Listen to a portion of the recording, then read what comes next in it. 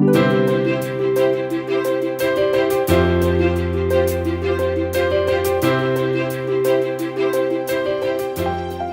தி Lord.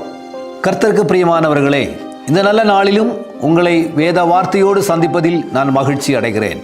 இன்று நான் உங்களோடு பேசும்படியாய் நினைக்கிற வார்த்தை, கவலைப்படுகிறதுனால் என்ன பலன்? நம் வாழ்க்கையில் அநேக நேரம் நாம் கவலைப்படுகிறோம்.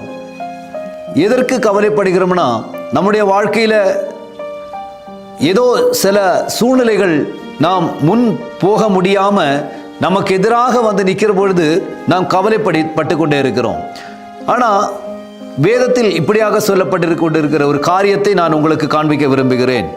லூக்கா எழுதின சுவிசேஷம் 12வது அதிகாரம் 25வது வசனம். கவலைப்படுகிறதுனால் உங்களில் எவன் தன் சரீர அளவோடு ஒரு முழத்தை கூட்ட முடியும்? பாருங்க, நம்ம கவலைப்படுகிறதுனால நம்முடைய சரீரத்தில் ஒரு அளவை கூட கூட்ட முடியாது என்று வேதம் சொல்கிறது. ஆனால் நாம் கவலைப்பட்டு கொண்டு இருக்கும்போது ஏதாவது ஒரு காரியம் நடக்கும் அப்படின்னு நினச்சி நம்ம கவலைப்பட்டுக்கிட்டு இருக்கோம்னா அது நம்ம வாழ்க்கையில் நடக்காது என்று வேதத்தில் சொல்லப்படுகிறது. ஆனால் அந்த கவலையெல்லாம் மறந்துட்டு நாம் வாழ்க்கையில் சந்தோஷமாக இருக்கும்படி வேதம் நம்மை இன்னைக்கு அறிவுரை கூறுகிறது.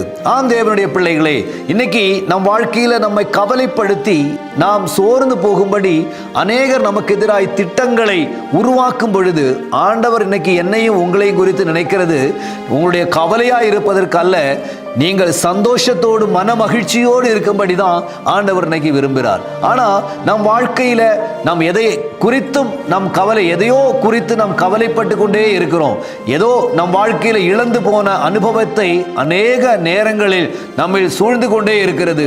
ஆனால் ஆண்டவர் இன்னைக்கு சொல்றாரு, உன்னுடைய வாழ்க்கையில் நீ கவலைப்படாத, எல்லாற்றிற்கும் மேலாக உன்னுடைய கவலைகளை மாற்றுகிறவர் உன்னோடு இருக்கிறபடியினால் உன் கவலைகளை எல்லாம் மறந்து நீ சந்தோஷத்தோடும் சமாதானத்தோடு இருக்கும்படியாக ஆண்டவர் இன்னைக்கு நம்மை பார்த்து சொல்லுகிறார். நம் வாழ்க்கையில பாருங்க, நிறைய பிரச்சனைகள் வரும் பொழுது நம்ம சோர்ந்து போக பண்ணுகிறது இந்த கவலை தான். நம்முடைய முன்னாடி நமக்கு ஒரு ஸ்டெப்பு வைக்க முடியாம நம்முடைய சூழ்நிலைகளை மாற்றுகிறது இந்த கவலை தான். நம்முடைய சந்தோஷத்தையும் சமாதானத்தையும் இழக்க செய்கிறது இந்த கவலை தான். அதனால தான் ஆண்டவர் சொன்னாரு, கவலைப்படுவதனால் உன்னுடைய சரீரத்தின் ஒரு அளவை கூட்ட உன்னால் முடியாது. அதனால நீ கவலைப்படாத, எல்லாத்திலையும் சந்தோஷமாயிரு, நான் உன்னோடு கூட இருந்து உன்னுடைய காரியங்களை எல்லாம் நடப்பிப்பேன் என்று ஆண்டவர் இன்னைக்கு சொல்லுகிறார்.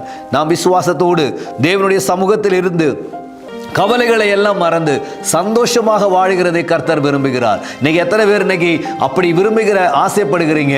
உங்களை கவலைப்படுத்துகிற விஷயங்களை எல்லாம் மறந்துட்டு சந்தோஷமாக இருக்கிற காரியங்களையும் சந்தோஷமாக இருக்கக்கூடிய அந்த சிச்சுவேஷனையும் நாம் உண்டு பண்ணுவோம்னா நம் வாழ்க்கையில் சிலதை சாதிக்க முடியும், சிலதை நாம் சம்பாதிக்க முடியும். இன்னைக்கு ஆண்டவர் உங்களை குறித்தும் அப்படி நினைக்கிறார். அதனால யாராவது என் முன்னாடி இந்த வார்த்தையை கேட்டுக்கொண்டு கவலையோடு இருக்கீங்களா, வேதனையோடு இருக்கிறீங்களா, ஏதாவது பிரச்சனையில இருக்கிறீங்களா, ஏதாவது பாரத்தோடு இருக்கிறீங்களா, ஆண்டவர் உங்களை பார்த்து சொல்லுகிறார், உன் கவலையெல்லாம் விட்டுவிடு, நான் உன்னை சந்தோஷப்படுத்துவேன் அப்படி சொல்லுகிறார். இன்னைக்கு நாம் சந்தோஷத்தோடு தேவனோடு கூட இந்த நாளை நாம் தொடங்குவோம். கர்த்தர் நம்மளை ஆசீர்வதிப்பார். நான் உங்களுக்காக நான் ஜெபிக்கிறேன். எங்க நல்ல ஆண்டவரே, இந்த பிள்ளைகளுக்காக நான் ஜெபிக்கிறேன். ஆண்டவரே, வருத்தத்தோடு கவலையோடு ஆண்டவரே சில சூழ்நிலைகளை கொண்டு வந்து இவர்களை மன உளைச்சலுக்குள் ஆளாக்குகிற எல்லா கிரியைகளையும் இயேசுவின் நாமத்தில் விலகி பூரண சந்தோஷமும் சமாதானமும் இவர்களுடைய வாழ்வில் ஆண்டவரே நீர் கொடுக்கும்படிக்காக நான் ஜெபிக்கிறேன். உமது நாமத்தில் ஆசீர்வதிக்கிறேன். இயேசுவின் நாமத்தில் எங்கள் பிதாவே,